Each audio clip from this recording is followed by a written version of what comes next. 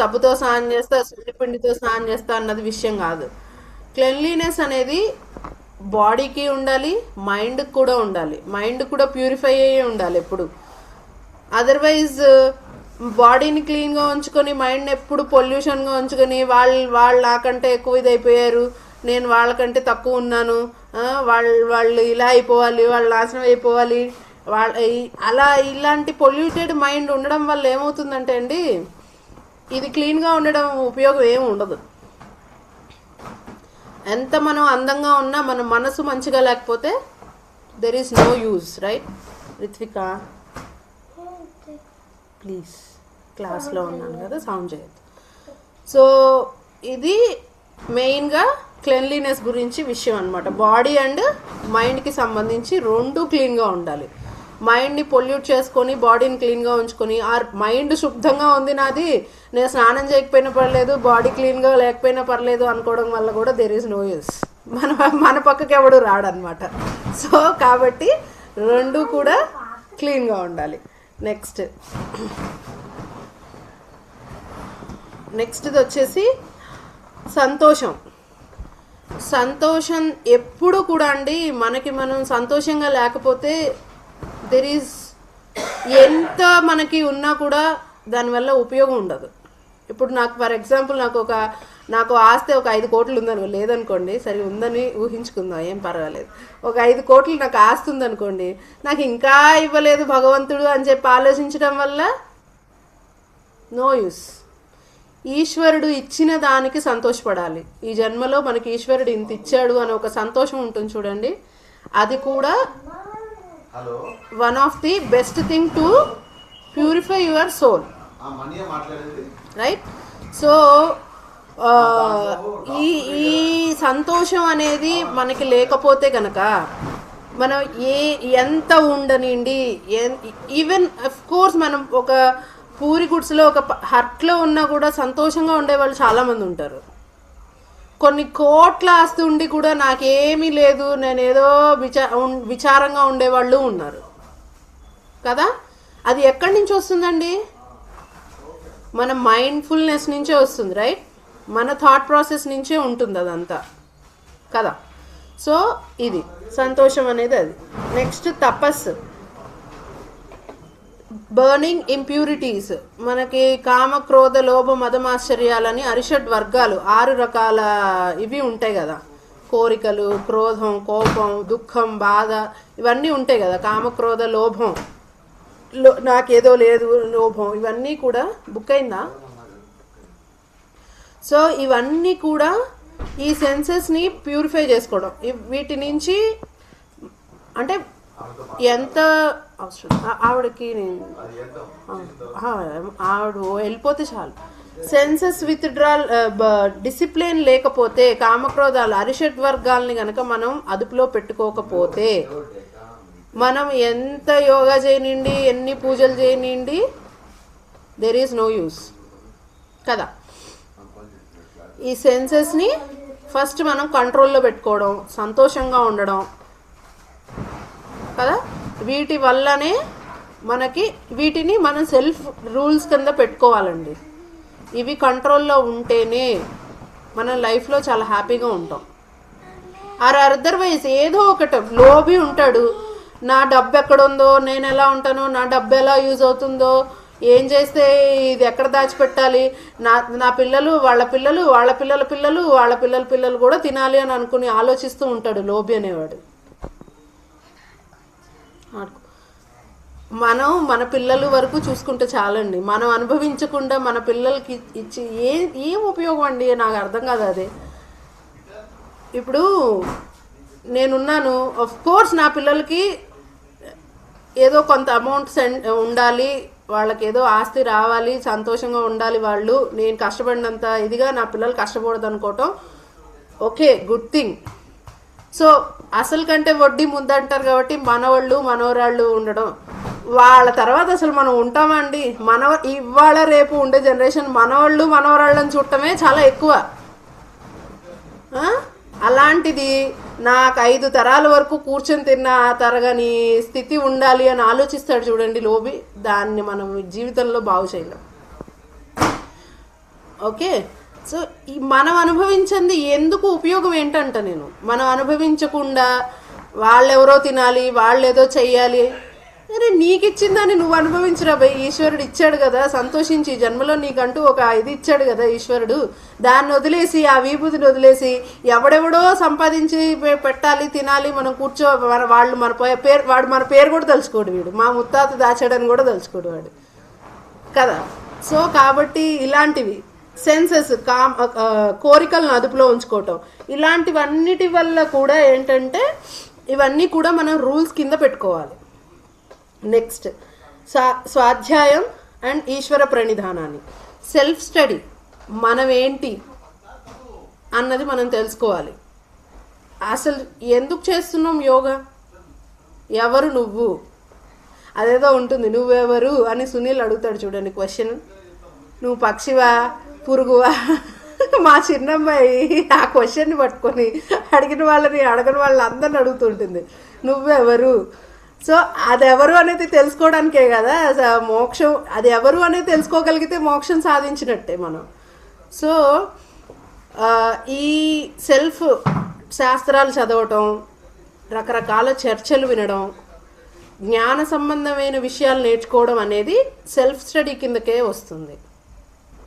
So ఒక విషయం అది ఏదైనా అవ్వచ్చండి, ఈవెన్ అది వంట అవ్వచ్చు, ఇంకేదో కళలు అవ్వచ్చు, దానికి సంబంధించిన జ్ఞానాన్ని పెంచుకోవడం, నీ గురించి నీకు తెలుసుకోవడం, నీ గురించి నువ్వు ధ్యానం ఫర్ ఎగ్జాంపుల్ మీరంతా యోగాలో ఉన్నవాళ్ళు కాబట్టి యోగా అంటే ఏంటి అసలు దాని గురించి మనం ఒక జ్ఞానాన్ని సంపాదించుకోవటం, తత్వం ఇది చేయడం, చర్చ చేయడం, పుస్తకాలు చదవటం, దానికి సంబంధించిన జ్ఞానం సంపాదించుకోవటం, దట్ ఈస్ కాల్డ్ స్వాధ్యాయ. లాస్ట్ బట్ నాట్ లీస్ట్ ఈశ్వర ప్రణిధానాన్ని, surrender to higher self divine, ఈశ్వరుడి గురించి. ఎందుకు మౌనిక గారు అంత నవ్వొస్తుంది మీ అందరికీ, ఏంటి నేను ఏమన్నా రాంగ్ చెప్తున్నానా, ఎందుకు అంత నవ్వొస్తుంది మీ అందరికీ? సరే ఓకే, ఈశ్వర ప్రణిధానాన్ని. సో ఈశ్వరుడికి సుప్రీం అనే ఒక సోల్ అనేది ఉంటుంది కదా, ఆ సుప్రీంకి మనంగా సరెండర్ అవ్వడం, దట్ ఈస్ ఈశ్వర ప్రణిధానాన్ని, రైట్. ఓకే, నెక్స్ట్ది వచ్చేసి ఇవి వచ్చేసాయి కదా. యమాస్ వచ్చేసి 5, అహింస, సత్య, ఆస్తేయ, బ్రహ్మచర్య, అపరిగ్రహ. నియమాస్ వచ్చేసి శౌచ, సంతోష, తప, స్వాధ్యాయ, ఈశ్వర ప్రణిధానాన్ని. నెక్స్ట్ వచ్చేసి ఆసనాస్, ఆల్రెడీ తెలుసు. యోగాలో nowadays to stabilize and purify the body and mind. So మనం ఫిజికల్గా ఫిట్గా లేనంత కాలం సెల్ఫ్ రూల్స్ పెట్టుకుని సోషల్ రూల్స్ పెట్టుకుంటే సరిపోదుగా. ఫస్ట్ ఆఫ్ ఆల్ ఇవన్నీ పాటించాలంటే మనం ఫిట్గా ఉండాలి, రైట్. సో ఈ ఫిట్నెస్ కోసం మనం ఏం చేస్తాం, ఆసనాస్. దేనికి, బాడీ అండ్ మైండ్ కరెక్ట్గా ఫిట్గా ఉండడం కోసం ఆసనాస్. ఇంతకంటే అవసరం లేదని నేను అనుకుంటున్నా. ఆసనాస్కి మీకు ఆల్రెడీ ఐడియా ఉండే ఉంటుంది.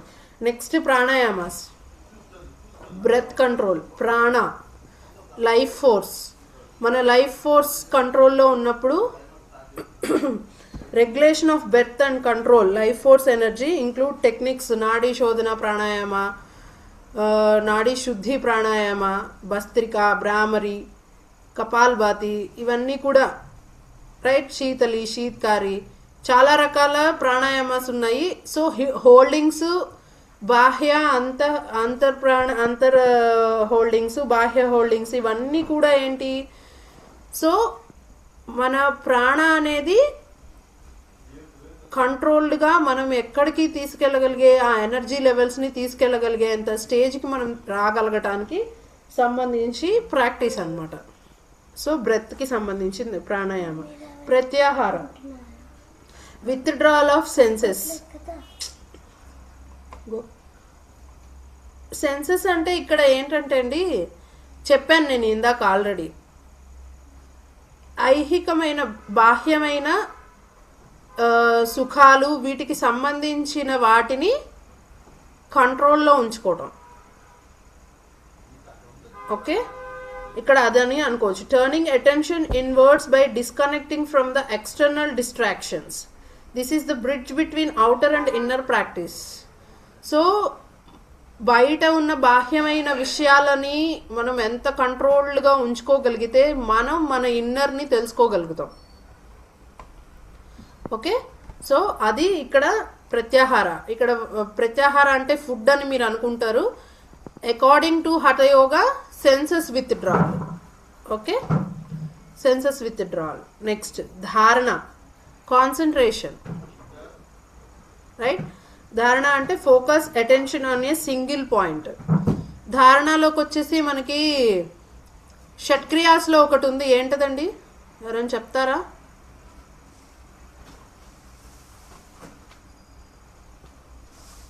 షట్క్రియాస్ చెప్పేశారుగా మీకు. షట్క్రియాస్ చెప్పినట్టున్నాను కదా నేను మీకు.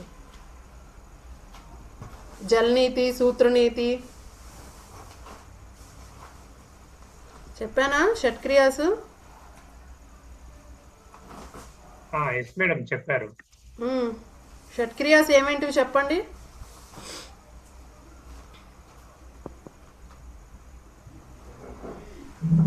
ఏంటి షట్క్రియాస్ ఏంటివండి? నీతి, దౌతి, నౌలి, బస్తి, కపాల్భాతి, ఏంటి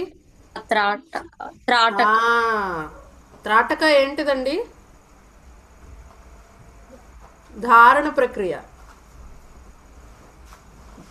ఒక పాయింట్ని ఫోకస్ చేసి దాని మీద ఒక చెప్పాను కదా, ఒక క్యాండిల్ కానీ ఒక నేతి ల్యాంప్, ఆవు నేతితో చేసిన ల్యాంప్ని పెట్టుకొని దాన్ని చూస్తూ ఫోకస్ చేయడం.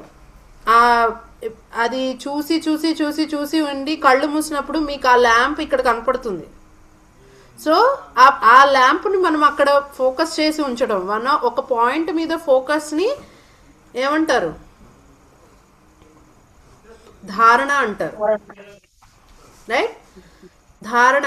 ఫస్ట్ ధారణ వస్తేనే ధ్యానానికి యోగ్యం అవుతాం మనం. రైట్, ఎక్కువసేపు మనం ధ్యానంలో కూర్చోవాలంటే ఒక పాయింట్ మీద ఫోకస్ ఉండాలి. ధారణ ఈజ్ నథింగ్. అంటే మీరు ఇప్పుడు ఒక మంత్రం ఇచ్చారనుకోండి, ఒకళ్ళు మీకు కంటిన్యూ మీరు దాన్ని ధారణ చేయండి, జపం చేయండి అంటూ ఉంటారు. ఎందుకు? ఆ మంత్రం సిద్ధించడం కోసం. లైక్ అలాగే సేమ్ ఇక్కడ బ్రీతింగ్స్ మీద కాన్సన్ట్రేషన్, అది కూడా వన్ ఆఫ్ ది ధారణనే. ఓకే, ఇక్కడ చక్రాస్ మీద కాన్సన్ట్రేషన్ అంటారు. ఆ పర్టికులర్ ప్లేస్కు వెళ్ళి ఆ పర్టికులర్ ప్లేస్లో, ఫర్ ఎగ్జాంపుల్ ఇప్పుడు మూలాధార చక్ర ఉంది.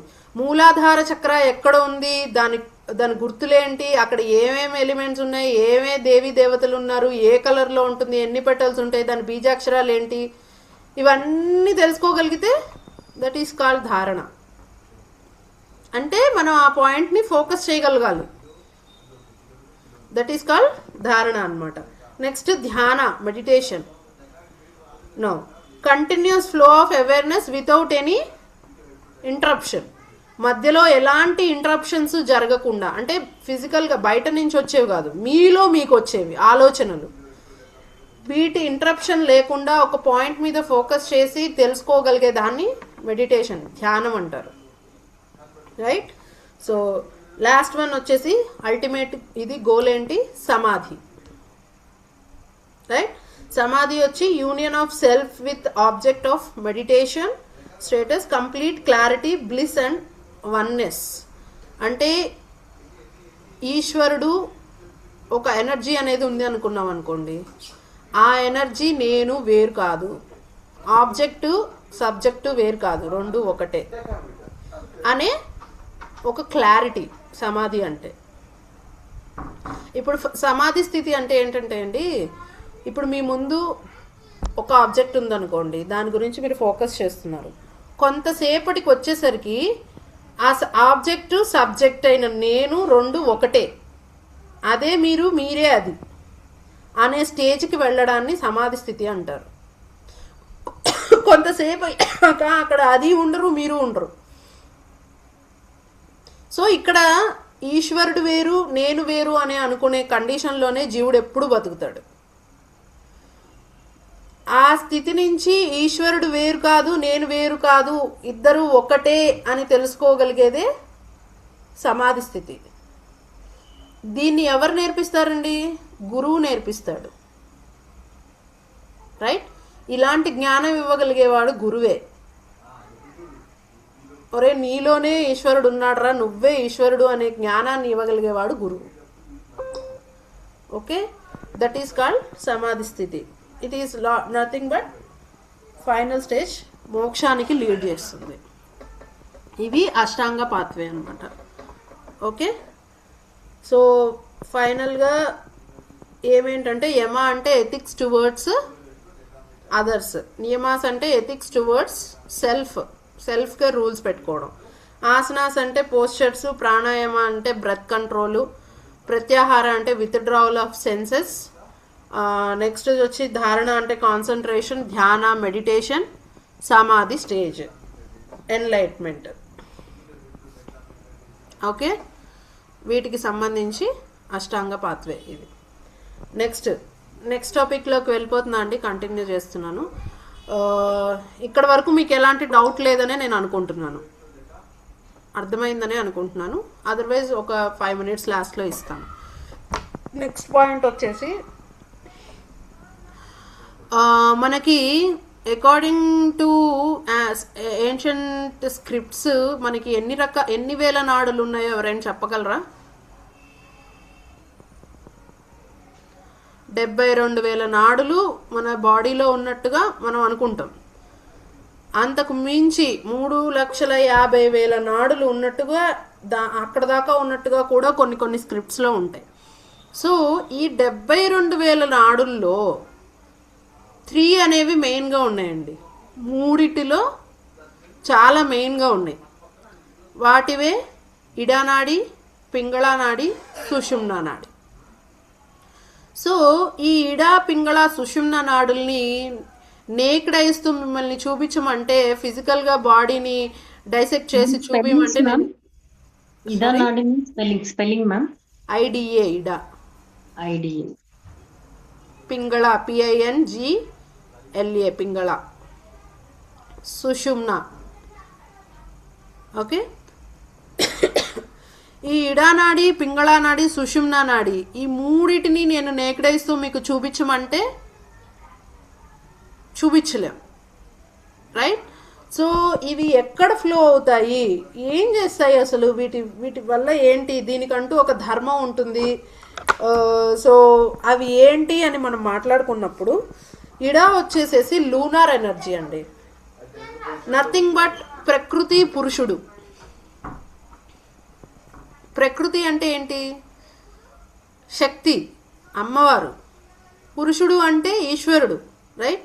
సో ఇక్కడ మనం ఇడానాడిని, పింగళానాడిని అలా తెలుసుకోవచ్చు. కట్టేసి మర్చిపోయినట్టు. రెండవది చంద్రుడి energy, lunar energy and solar energy కింద కూడా తీసుకోవచ్చు. ఇక్కడ మీరు మెయిన్గా ప్రకృతి పురుషుడిని పక్కన పెడితే లూనార్ ఎనర్జీ, సోలార్ ఎనర్జీ కింద తీసుకోండి. సో ఇవి ఎక్కడ స్టార్ట్ అవుతాయి? సో మనకి బేస్ ఆఫ్ ది స్పైన్ నుంచి మన వర్టిబ్రా 84 లక్షల జీవరాశుల్లో నిలువుగా పెరిగేది ఎవరయ్యా అంటే ఓన్లీ హ్యూమన్స్. మిగతా జీవులన్నీ అడ్డంగానే పెరుగుతాయి భూమికి. తిర్యక్కులు అంటారు వాటిని.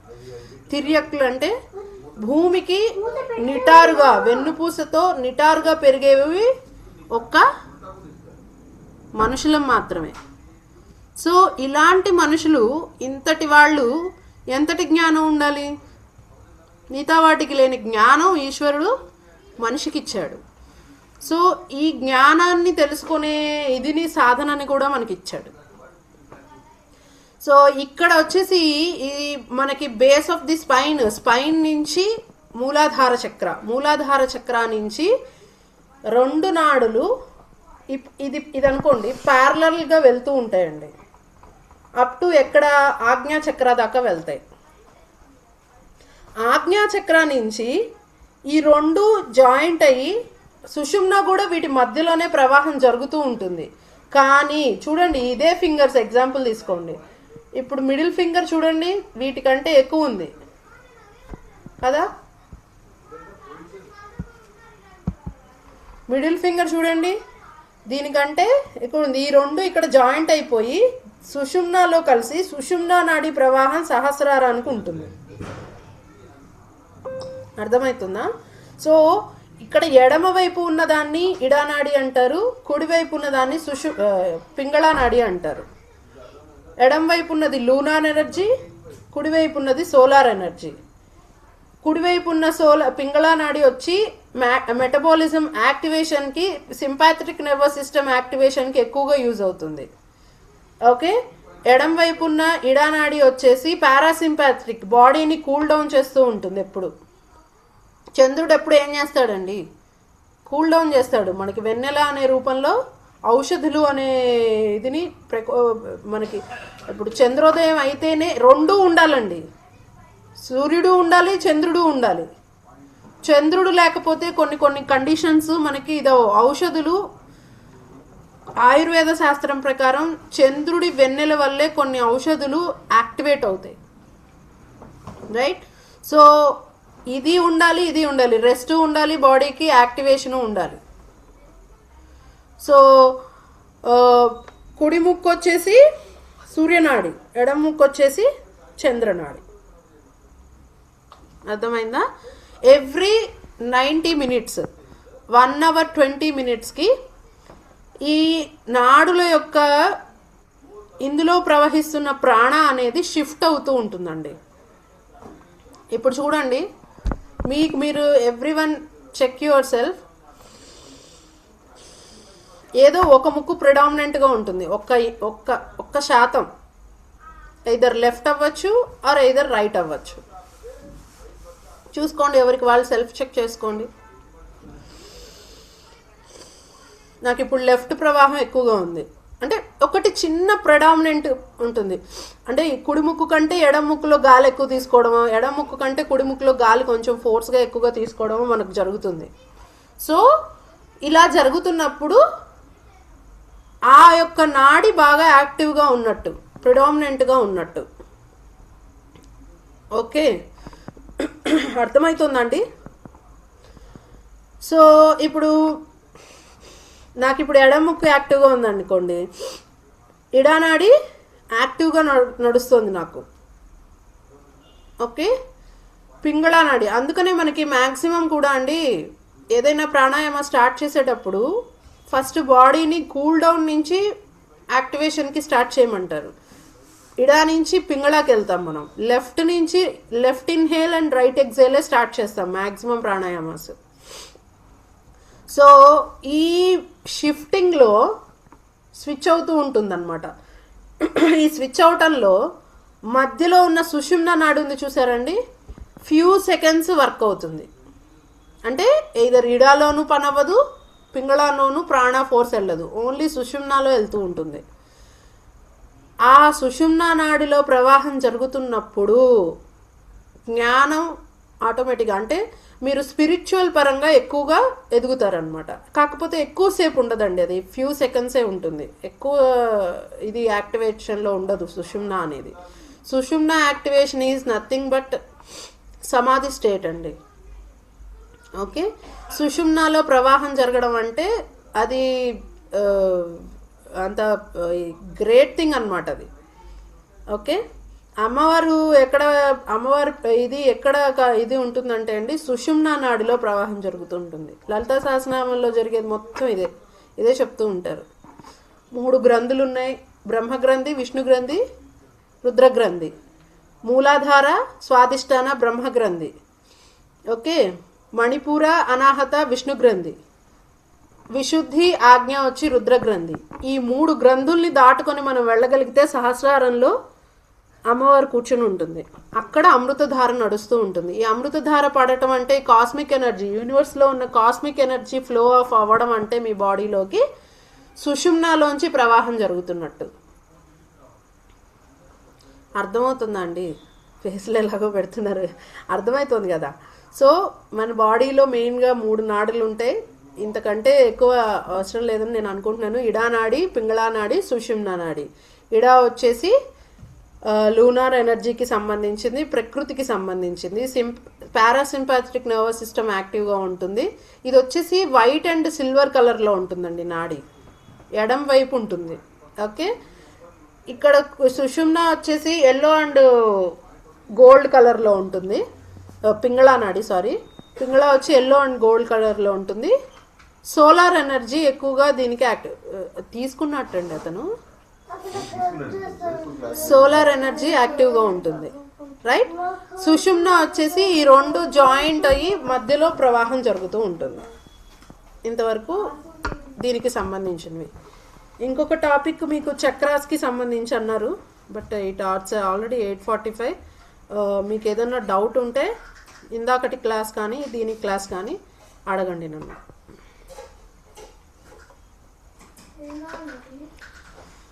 I hope everyone అర్థమైందనే